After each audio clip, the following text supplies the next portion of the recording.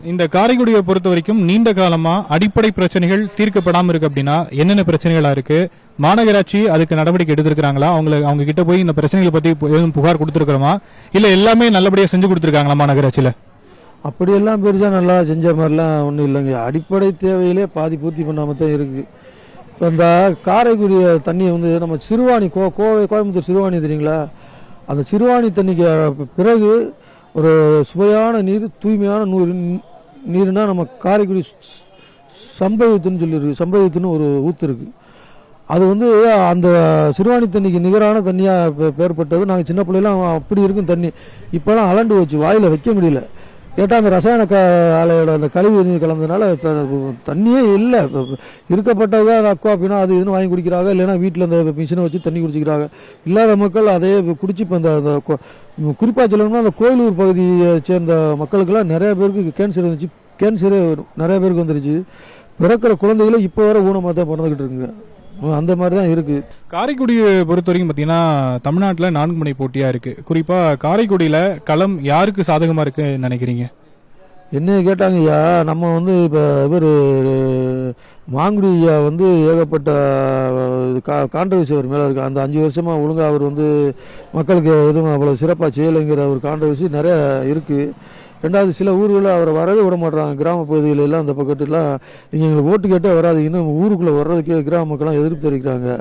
அதேமாதிரி அமமுக பார்த்தோம்னா அவர் வந்து ஒரு ஜாதி அடிப்படையில் ஒரு கட்சி மாதிரி தேர்போகி பாண்டிய குக்கவர் சின்னத்தில் நிற்கிறவரை கொண்டு போகிறாங்க. அவருக்கும் பெரிய வாரியான வாக்குகள் வித்தியாசமாக இருக்கிற மாதிரி, அதாவது தனிப்பட்ட மெஜாரிட்டியில் அவர் ஜெயிக்கிற மாதிரி தெரியல.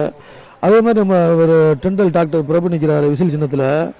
அவருக்கு ஏதுக்குன்னா ஒரு நல்ல ஒரு மதிப்பு இருந்துச்சு. ஒரு நல்ல ஒரு மருத்துவர், நல்ல ஒரு மக்களுக்கு ஒரு அமைதியான இருப்பார், அமைதியாக நடந்துக்குவார், மக்களுக்கு ஒரு நல்லது செய்கிற மாதிரி ஒரு இதெல்லாம் இருந்துச்சு. அது என்னன்னா இப்போ கொஞ்ச நாளாகவே இந்த ஒரு வாரத்துக்கு முன்னாடி ஒரு சுயேட்சை வேட்பாளர்கிட்ட வாபஸ் வாங்கி சொல்லி ஒரு சாதி கட்சி தலைவரை மூலியமாக மிரட்டினதாகவும், அவர்கிட்ட பணம் கொடுக்குறா நீங்கள் சுயேட்சை கட்சிக்காரங்கள எங்களுக்கு வேலை பாருங்கன்னு சொன்ன மாதிரி ஒரு ஆடியோ ஒன்று ரீச் ஆகி அது பெரிய கான்ட்ரவர்சி ஆச்சு. அதனால அவருக்கும் வெற்றி வாய்ப்பு இருக்கிற மாதிரி தெரியல. இங்கே நம்ம சிவகங்கை கட்சியை சேர்ந்த சீமானனை வந்து காரைக்குடியில் களமாடுறதுனால அவருக்கு மிகப்பெரிய வெற்றி வாய்ப்பு இருக்கிற மாதிரி தோணுது. நம்ம தனிப்பட்ட முறையில் சொல்லினாலும் நம்ம வந்து என்னுடைய தனிப்பட்ட கருத்தா இல்லைன்னா கூட நம்ம கேள்விப்படும் போது போயில வரையில இப்போ டீ கடையில் உட்காந்து மக்கள், உழைக்கும் மக்கள், பாட்டாளி மக்கள் எல்லாம் எத்தனையோ பேருக்கு நம்ம ஓட்டு போட்டோம். ஒரு தடவை சீமானுக்கு போடணும், அதுவும் நம்ம ஊரில் நிற்கிற காரைக்குள்ள நிற்கிறாரு, அதனால நம்ம அவருக்கு தான் போடணும் பேசிக்கிறது நம்ம பரவலாக கேட்க முடியுது. அதனால என்னை பொறுத்தவரை சீமானுக்கு தான் வெற்றி வாய்ப்பு இருக்கிற மாதிரி தெரியுதுங்க ஐயா. காரைக்குடி மாநகராட்சியில் நிறைய பிரச்சனைகள் இருக்குன்னு சொல்லியிருக்கிறீங்க. வரக்கூடிய தேர்தலில் ஜெயிச்சு வரக்கூடிய வேட்பாளர், சட்டமன்ற உறுப்பினர் இந்த தொகுதிக்கு என்னென்ன விஷயங்களை செஞ்சு கொடுக்கணும் அப்படிங்கிறது உங்களுக்கு கோரிக்கையாக இருக்கும்? அதாவது வெளிப்படையாக சொல்லணும்னா மாநகராட்சி ஆகிற தகுதி கூட காரைக்குடி கிடையாது. ஏன் இப்படி சொல்கிறேன் நீங்கள் நினைக்கக்கூடாது.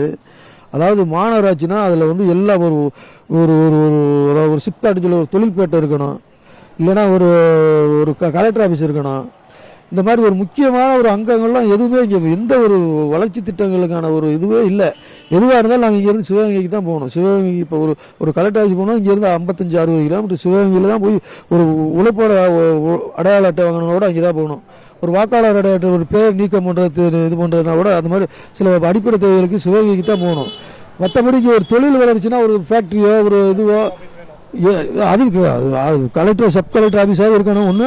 ரெண்டாவது, அடிப்படை தேவை இருந்தால் தானே மாநகராட்சி ஆக்கணும். இவங்க சுயலாபத்துக்காக இவங்க பண்ணிக்கிட்ட மாதிரி தெரியுது. அதாவது வரியை கூட்டுறதுக்காக வேணும்னா பண்ணிட்ட மாதிரி தெரியுது. அதனால் எங்களுக்கு வளர்ச்சி பாதையில் இருக்கணும்னா ஒரு சிப்காட் தொழிற்சாலை, தொழிற்பூங்கா அமைக்கணும். ஒரு கலெக்டர் ஆஃபீஸுக்கு ஒரு சப் கலெக்டர் ஆஃபீஸாக இங்கே இருக்கணும். இதை இப்போ குழந்தைகளுக்கு அரசு பள்ளியே காரைக்குடியில் பார்த்தீங்கன்னா 2 தான் இருக்குது. அதாவது ஒரு அரசு பள்ளி 2 தான் இருக்குது. இவ்வளோ கிட்டத்தட்ட ஒரு 2 லட்சம் மக்கள் தொகை உள்ள ஊரில் அரசு பள்ளியே 2 பள்ளி தான் மேல்நிலை பள்ளியாக இருக்குது. அப்படி இருக்கிற பட்சத்தில் அதை மாநகராட்சி ஆக்கிறோம் அப்புறம் சொல்கிறதுனால என்ன ஒன்றும் அர்த்தம் மாதிரி இருக்கிற மாதிரி தெரியல.